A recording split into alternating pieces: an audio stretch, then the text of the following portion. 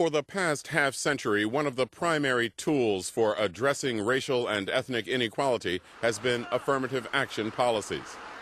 The policies attempt to improve opportunities for minorities by giving them preference in school admissions, job hiring, and government contracts. The beginning of the 1960s saw a marked increase in efforts to promote equal opportunity. President John Kennedy was the first to require federal agencies and private contractors to take affirmative action to ensure that employment and contracting were not racially discriminatory. President Johnson went further by signing the Civil Rights Act of 1964, establishing the EEOC, the Equal Employment Opportunity Commission, which in essence created quotas for hiring in government contracts.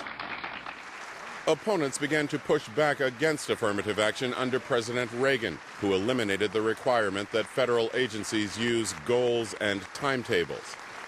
And various states held referenda limiting affirmative action with varying degrees of success. The courts have played an important role in determining the constitutionality of these policies.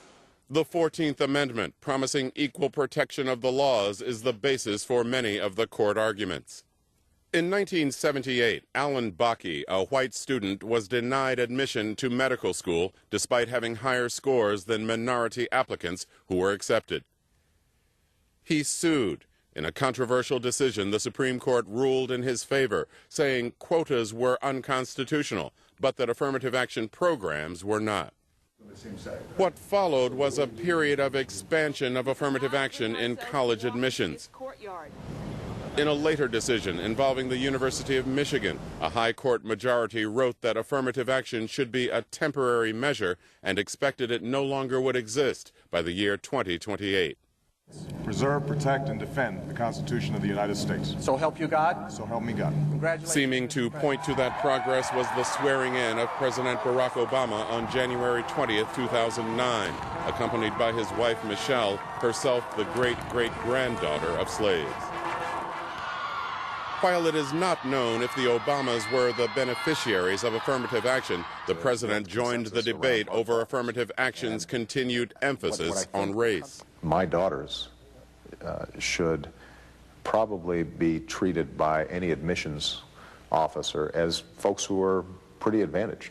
I think that we should take into account white kids who have been disadvantaged and have grown up in poverty and shown themselves to have what it takes to succeed.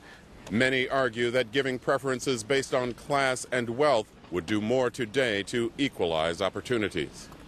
But with white households earning roughly 1.5 times black and Hispanic households, others still see a need for affirmative action policies that focus on race. Which leads to our debate resolution. Affirmative action should focus on class and wealth rather than race and ethnicity.